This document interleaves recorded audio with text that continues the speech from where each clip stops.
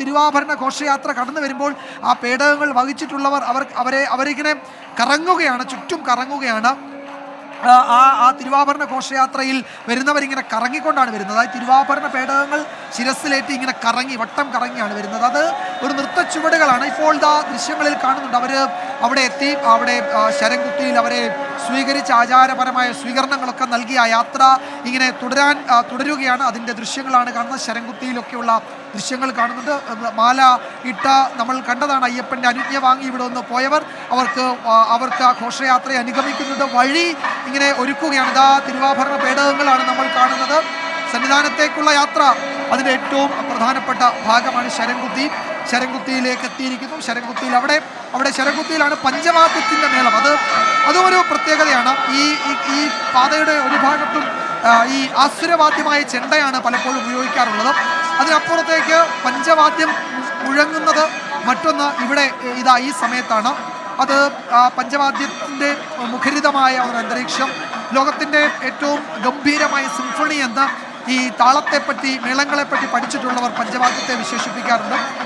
അതിൻ്റെ ആ മേളത്തിന് നമ്മളുടെ മനസ്സിനെ മറ്റൊരു തലത്തിലേക്ക് കൊണ്ടുപോകാൻ കഴിയും എന്നതാണ്. ഏത് സങ്കീർണമായ മാനസികാവസ്ഥയിലുള്ളവരും ഈ പഞ്ചവാദ്യത്തിൻ്റെ താളത്തിൽ ഒരു 2 മിനിറ്റ് ലയിച്ചിരുന്നാൽ നമ്മൾ മറ്റൊരു ലോകത്തേക്ക് എത്തും. അത്തരത്തിൽ നമ്മളുടെ ആത്മീയ അനുഭവം നൽകുന്നതാണ് നമ്മളുടെ മേളങ്ങളിൽ ഏറ്റവും മുന്നിലുള്ള പഞ്ചവാദ്യം എന്നതാണ്. നമുക്ക് പഞ്ചാരിയും പാണ്ഡ്യയും നമ്മളുടെ മേളത്തിൻ്റെ ഭാഗമാണ്. പക്ഷേ ആ പഞ്ചാരിക്കും പാണ്ഡ്യമേളത്തിനും നൽകാത്ത മറ്റൊരു ആത്മീയ അനുഭൂതി പഞ്ചവാദ്യത്തിന് നൽകാൻ കഴിയും. അതിലെ കുഴൽ വിളിയും അതിലെ ഇടയ്ക്കയുടെ താളവും അതിൻ്റെ ഉദാഹരണമായി പലരും ചൂണ്ടിക്കാട്ടിയിട്ടുണ്ട്. അങ്ങനെ നമ്മളെ ആത്മീയ അനുഭവത്തിലേക്ക് എത്തിക്കുന്ന കാഴ്ചകൾ അത് കണ്ണിന് അയ്യപ്പ വിഗ്രഹം, തിരുവാഭരണ ഘോഷയാത്ര, കർപ്പൂരാഴി, അല്ലെങ്കിൽ ആകാശത്തിലെ മകരനക്ഷത്രം, പൊന്നമ്പലമേട്ടിലെ ദീപാരാധന, മകരവിളക്ക്, അതൊക്കെ കണ്ണിനെ നമ്മളുടെ ആനന്ദത്തിൽ നമുക്ക് ആത്മീയ അനുഭവം നൽകും.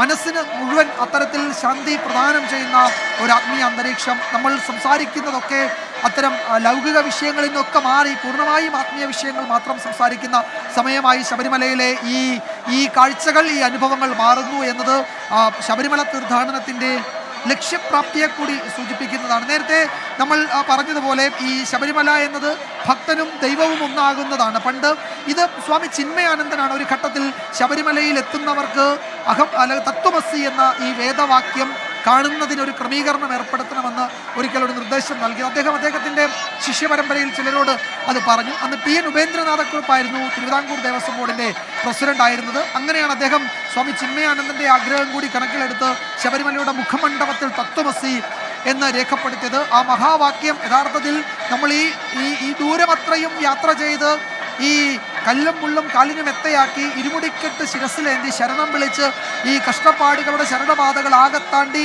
അയ്യപ്പനെ കാണാൻ എത്തുമ്പോഴിതാ അവിടെ എഴുതി വച്ചിരിക്കുന്നു, നീ കാണാൻ വന്നയാള്, ഈ ശ്രീകോവിലുള്ള അതും നീയും ഒരാൾ തന്നെയാണ് എന്ന് നീ മനസ്സിലാക്കണമെന്നത്. അതിന് ഒരു കഥ കൂടിയുണ്ട്. ആ കഥ ഇങ്ങനെയാണ്. അത് ഒരു ഉപനിഷത്തുകൾ നമുക്കറിയാം. ഉപനിഷത്തുകൾ ഈ ഗുരുശിഷ്യ സംവാദത്തിൻ്റെ ഒരു ഭാരതീയ തത്വചിന്തയുടെ ഒരു കേന്ദ്രം എന്ന് എല്ലാവരും വിലയിരുത്തുന്നതാണ് ഈ ഉപനിഷത്തുകൾ. അതിൽ ഈ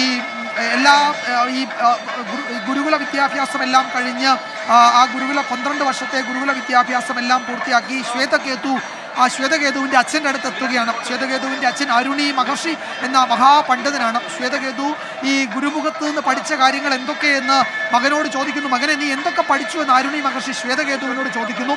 അപ്പോൾ ശ്വേതകേതുവിൻ്റെ ഒരു മറുപടിയുണ്ട്. പിതാവേ, ഞാൻ വേദങ്ങളും വേദാംഗങ്ങളും ശാസ്ത്രവും ബ്രാഹ്മണങ്ങളും എല്ലാം പഠിച്ചു. ലോകത്തിന്ന് നിലവിലുള്ള എല്ലാ ശാസ്ത്രങ്ങളെ പറ്റിയും ഞാൻ പഠിച്ചു എന്ന് ശ്വേതകേതു തെല്ല അഹങ്കാരത്തോടെയാണ് പിതാവും മഹാപണ്ഡിതനുമായ അരുണി മഹർഷിയോട് പറയുന്നത്. 12 കൊല്ലം പഠിച്ചിട്ടും നീ യഥാർത്ഥ ജ്ഞാനം നേടിയോ എന്നെനിക്ക് സംശയമുണ്ട് മകനെ എന്ന് ശ്വേതകേതുവിനോട് പിതാവായ മഹാപണ്ഡിതനായ അരുണി മഹർഷി പറയുന്നു.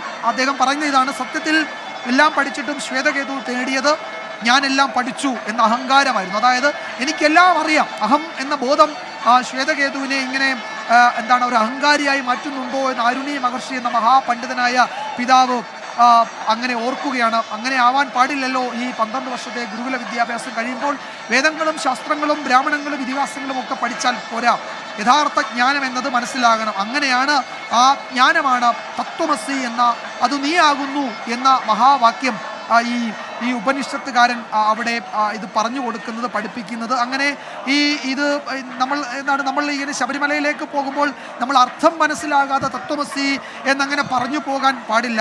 അതിനൊരു വലിയ അർത്ഥമുണ്ട്. ആ അർത്ഥമാണ് ഞാൻ പറഞ്ഞത്. എല്ലാം മനസ്സിലായി കഴിയുമ്പോഴും ഒരു അഹങ്കാരം ബാക്കിയുണ്ടെങ്കിൽ അതുകൂടി ഇല്ലാതാകണം.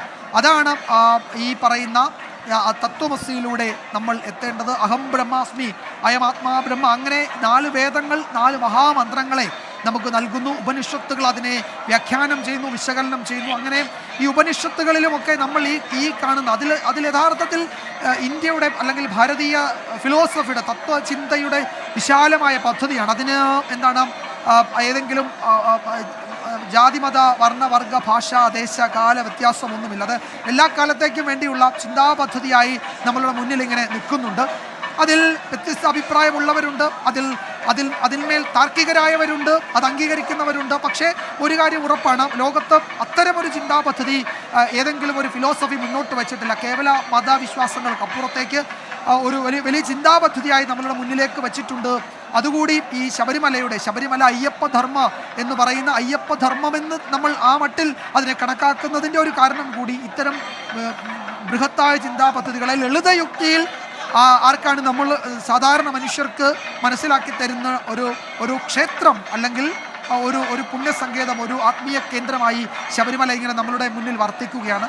അവിടുത്തെ തീർത്ഥാടനത്തിൻ്റെ ചിന്താ പദ്ധതികൾക്ക്, തീർത്ഥാടനത്തിൻ്റെ വഴികൾക്ക്, യാത്രകൾക്ക്, രീതികൾക്ക്, ആചാരാനുഷ്ഠാനങ്ങൾക്കൊക്കെ അതിൻ്റേതായ പ്രത്യേകതകളുമുണ്ട്. അത് നേരത്തെ നമ്മൾ പറഞ്ഞതുപോലെ ഇതാ സന്നിധാനത്ത് അവിടെ വിളക്കുകളൊക്കെ തെളിയിച്ചു തുടങ്ങുന്നു.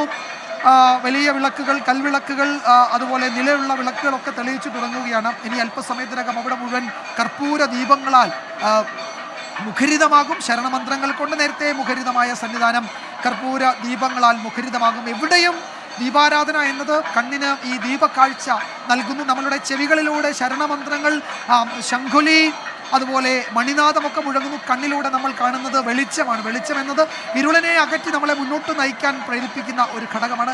ഈ കണ്ണിൽ വെളിച്ചം നഷ്ടപ്പെട്ടവരുടെ കണ്ണിലേക്ക് കൂടി വെളിച്ചം എത്തുകയാണ്. അങ്ങനെ ഏത് ഇരുളിലും നമ്മെ നയിക്കാൻ പ്രാപ്തമായ ഒരു വെളിച്ചം അതുകൂടി നമ്മളുടെ കണ്ണിലേക്ക് ആവാഹിച്ചാണ് നമ്മൾ ശബരിമല ഇറങ്ങുന്നത്, നട ഇറങ്ങുന്നത്. നമ്മളുടെ കൊണ്ടുപോകുന്ന നെയ്ത്തേങ്ങയിലെ അതിൻ്റെ കാമ്പ് എന്നത് നിറച്ച നെയ്യാണ്. അത് അയ്യപ്പ വിഗ്രഹത്തിൽ അഭിഷേകം ചെയ്ത് നെയ്യഭിഷേകപ്രിയന് നെയ്യഭിഷേകം നടത്തി നമ്മൾ അതിൻ്റെ പാതി അവിടെ ഉടച്ച് അത് ആ കർപ്പൂരാഴിയിൽ എരിച്ച് നമ്മളുടെ ലൗകിക ജീവിത യാത്രയിലെ എല്ലാ കെട്ടുപാടുകളും എന്ന് വെച്ചാൽ നമ്മൾ മറ്റൊരു മനുഷ്യനായി ശബരിമലയിൽ നിന്ന് പുറത്തേക്ക് തീർത്ഥാടനം കഴിഞ്ഞിറങ്ങുന്നു എന്ന സങ്കല്പം നമ്മളിൽ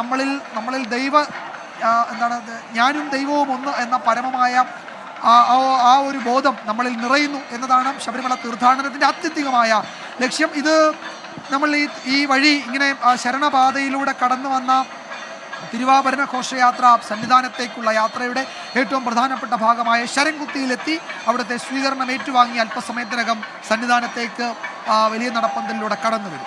തീർച്ചയായും ശരംകുത്തിയിലെത്തിയിരിക്കുന്നു തിരുവാഭരണ ഘോഷയാത്ര. അവിടെ തിരുവാഭരണ പേടകം വഹിച്ചുകൊണ്ടുള്ള സംഘത്തിലുള്ള ആളുകൾക്ക് പൂമാല അണിയിക്കുന്നു. അത് സന്നിധാനത്ത് കൊണ്ടുവന്ന പൂമാലയാണ്. ആ പൂമാലയാണ് ഇനി അങ്ങോട്ടുള്ള ഏതാണ്ട് 1 കിലോമീറ്റർ താഴെ മാത്രം ദൂരമാണ് ശരംകുത്തിയിൽ നിന്ന് സന്നിധാനത്തേക്കുള്ളത്, 18ാം പടിയിലേക്കുള്ളത്. ഇതാ സ്വർണ്ണപ്രഭയിൽ 18ാം പടി, സ്വർണ്ണപ്രഭയിൽ പൊന്നമ്പലം.